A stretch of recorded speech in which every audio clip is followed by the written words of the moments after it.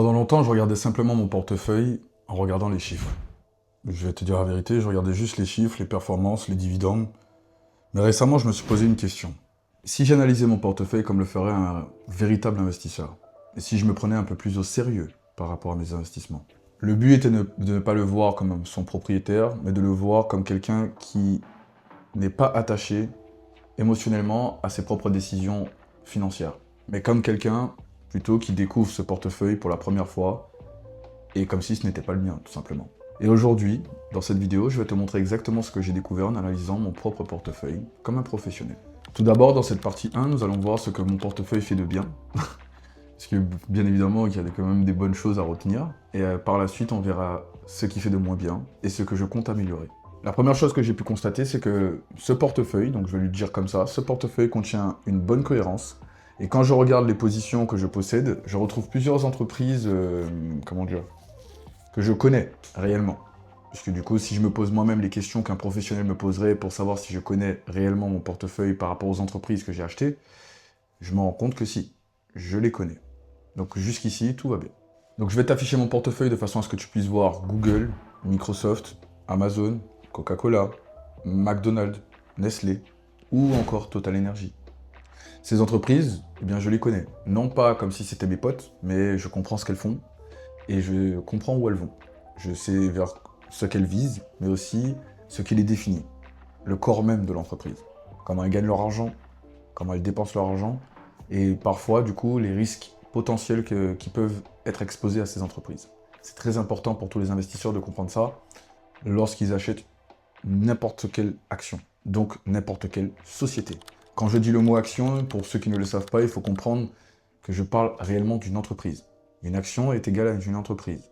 Sur ce portefeuille, un autre point positif que je remarque, c'est que je ne suis pas en train de courir vers la dernière action à la mode. Donc il y a certains investisseurs qui fonctionnent comme ça. Ils cherchent la dernière petite pépite qui va percer dans les 3 à 5 ans ou même dans les 6 prochains mois. Ce n'est pas du tout mon style, parce que je ne suis pas du tout à l'aise avec ce style d'investissement.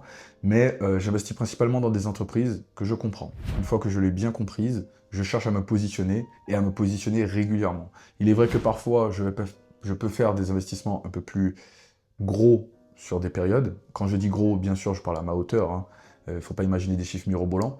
Mais je pense réellement que ça, c'est une force. La compréhension de l'entreprise avant de l'acquérir est une force. Deuxième point positif dans mon portefeuille, c'est que j'investis régulièrement. J'investis régulièrement à hauteur de 100 ou 200 euros par mois. Donc le montant peut changer en fonction des revenus que je fais, mais entre 100 et 200 euros par mois, régulièrement. Et justement, ces 100 à 200 euros sont dispatchés comme dans un ETF sur toutes les entreprises que je possède et que je souhaite acquérir en continu. Cela signifie aussi que mes prises de position ne dépendent pas de mon humeur, ni de mes émotions, ni des actualités, ni de quoi que ce soit. Je fais mon investissement et ensuite le pourcentage est réparti par rapport à l'allocation que j'ai déterminée au préalable. Cette allocation peut être changée tous les 3 mois ou 6 mois selon les besoins et nécessités de chacun, mais de mon cas, c'est comme ça que je procède et je trouve que c'est un point très positif. Un troisième point que je trouve assez intéressant avec ce portefeuille, c'est que il mélange deux mondes. On a le monde, du coup, de la croissance, donc tout ce qui est lié à Google, Microsoft ou Amazon, d'accord? Et on a le monde des dividendes, tout ce qui est lié donc à Total, Coca-Cola, ou encore même Main Street Capital, ou encore McDonald's, par exemple. Et je ne suis pas donc dépendant d'une seule partie. Voilà, je n'ai pas ce portefeuille n'est pas un portefeuille à 100% de croissance ou à 100% de dividendes. Il les mélange les deux afin d'obtenir plus de dynamique et aussi de cohérence dans la croissance du portefeuille. Mon portefeuille m'a obligé à me poser des questions. Et ces questions sont des questions que tu peux te poser toi-même en te demandant, par exemple, prenons Total Energy, pourquoi Total Energy c'est ta plus grosse position?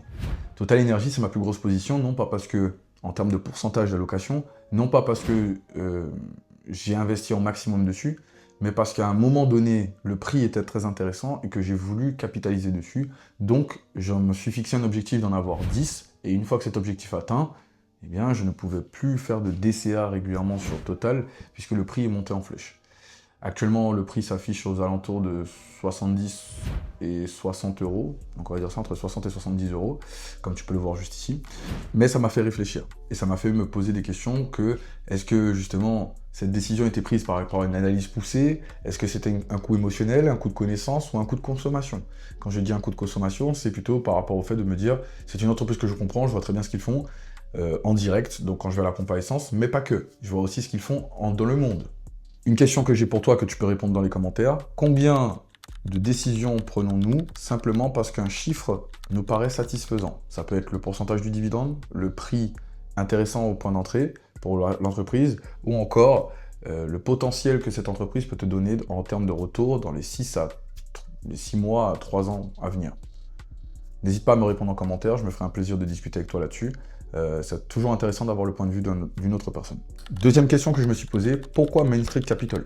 Pourquoi je me suis positionné sur cette société? Pourquoi j'ai fait ça? Donc bien sûr, déjà en premier lieu, il y a son activité, qui est dans le domaine des finances, qui m'intéresse énormément. Mais si je suis totalement honnête, le dividende mensuel a ajouté un supplément dans ma décision. Parce que effectivement, je me suis dit, ça va dynamiser mon portefeuille. Avoir un dividende mensuel, ça peut être intéressant. Et une autre société comme Main Street Capital qui a de très bons chiffres et aussi une belle impact aux États-Unis, sur l'économie aux États-Unis, alors pas toutes les États-Unis comme certaines sociétés, ça peut être intéressant. Et n'étant pas à proprement dit une banque, je me suis senti plus sécuritaire de prendre une société comme celle-ci, qui est beaucoup plus volatile aussi, mais j'ai trouvé ça intéressant. Les questions complémentaires que j'ai pu me poser sont est-ce que j'aime réellement cette entreprise? Est-ce que c'est une question d'amour, d'attachement à l'entreprise? Ou est-ce que j'aime simplement la fréquence à laquelle elle me paye? Donc comme tu as pu le voir dans ce que je viens de dire précédemment, il y a un petit peu des deux, mais il y a aussi d'autres choses que je ne vais pas exposer tout de suite, puisque ça prendrait un peu trop de temps. Donc on va enchaîner avec la suite, puisque du coup là je viens de te poser deux questions intéressantes que je me suis posées à moi-même. Si tu investis également sur Main Street Capital, n'hésite pas à me le dire, en commentaire également, pour qu'on puisse échanger sur cette société. La troisième réflexion que tu as probablement dû te faire jusqu'ici depuis que tu me suis ou depuis que tu viens de tomber sur cette vidéo, c'est pourquoi tu n'as pas d'ETF? Alors cette question, du coup, je l'ai déjà eue en privé, et la réponse, elle est simple. J'aime savoir où va mon argent. Tu vas me dire, oui, mais avec l'ETF, tu le sais. Pas réellement. J'aime savoir où va mon argent, j'aime savoir choisir les entreprises dans lesquelles j'investis, et j'aime savoir aussi ce que je possède, réellement. Donc, j'aime avoir l'impression de construire mon propre fonds d'investissement, même si à ma hauteur, voilà, ça n'a rien de fou, mais ça me permet aussi d'avoir une réflexion sur moi-même par rapport à comment je vois les choses au niveau des investissements. Cette question m'amène à une autre question. Est-ce que ce choix sera toujours le meilleur dans 10 ou 20 ans? Je n'ai pas encore la réponse, mais à mesure que mes compétences et mes connaissances évoluent en matière d'investissement, je serai à même de pouvoir y répondre. Dans le troisième point de cette vidéo, on va voir ce que, justement, je vais surveiller à l'avenir et ce sur quoi je vais porter beaucoup plus mon attention. Cette analyse m'a permis de comprendre plusieurs choses. Et l'une des choses que j'ai pu comprendre, c'est que ce portefeuille n'est pas terminé. Il évolue, tout comme moi, d'accord? Quasiment à la même vitesse, la même allure. Je dirais que là, pour l'instant, l'effet cumulé n'est pas encore totalement déclenché, mais il évolue constamment. Et la première chose que je vais surveiller, c'est ma concentration. Ma concentration en termes d'allocation. Aujourd'hui, certaines positions pèsent davantage que d'autres. Le but n'est pas d'avoir un pourcentage égal sur chaque entreprise, mais d'avoir un portefeuille qui est suffisamment complet. D'accord? Je me comprends lorsque je dis ça, je ne peux pas te le développer maintenant.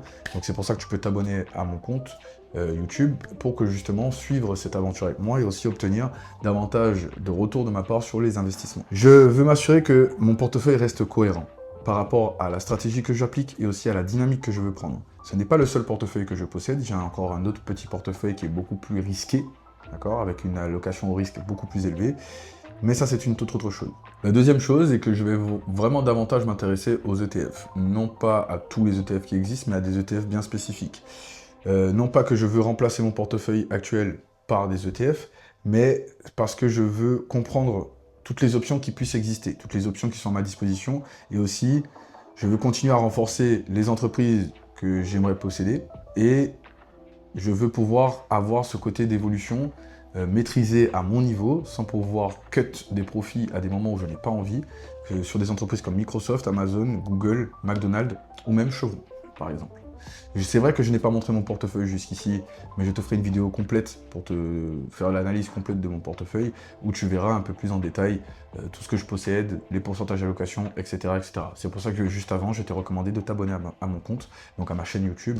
J'ai dit mon compte, mais voilà, c'est ma chaîne YouTube, pour que tu puisses suivre davantage ce que je propose, et aussi ce qui se passe dans mon aventure d'investisseur. Ce qu'on peut retenir de cette vidéo, c'est que cette analyse m'a appris quelque chose d'important. Quand on analyse un portefeuille, on n'analyse pas seulement les actions qui sont à l'intérieur, les ETF, ou voilà, les choix d'investissement. On n'analyse pas seulement ça. On analyse aussi les convictions, la psychologie, la compréhension, mais aussi la vision. Et toutes ces choses mises ensemble font que ça crée un portefeuille. Puisque du coup, chacun d'entre nous, donc toi qui me regardes, moi, mon voisin, ma voisine, peu importe, on a tous un portefeuille qui va sembler différent, même si du coup les actions sont les mêmes. Non pas seulement par rapport aux allocations qui sont posées dessus, mais aussi par rapport aux choix que l'on fera en fonction de certaines étapes et à certains moments donnés de notre aventure d'investisseur. Et finalement, ce que je constate, c'est que mon portefeuille ne me montre pas seulement où va mon argent, il me montre également quel investisseur je suis en train de devenir petit à petit, et ça me permet effectivement de te faire cette vidéo et bien d'autres vidéos sur lesquelles je trouve que les investissements c'est quelque chose de très passionnant. Et c'est pour ça que je vais te laisser avec cette vidéo, sur laquelle tu peux continuer à suivre cette aventure sur mon compte YouTube, pour pouvoir voir, encore une fois, comment je parle de mon portefeuille. Donc cette vidéo, c'est une vidéo que j'ai faite qui parle de mon portefeuille un peu plus en profondeur, il y a quelques temps de ça, ce n'est pas la plus récente, mais prochainement, du coup, je pourrai te faire une autre vidéo là-dessus. Je te remercie de m'avoir regardé jusqu'ici, et je te retrouve tout de suite de l'autre côté.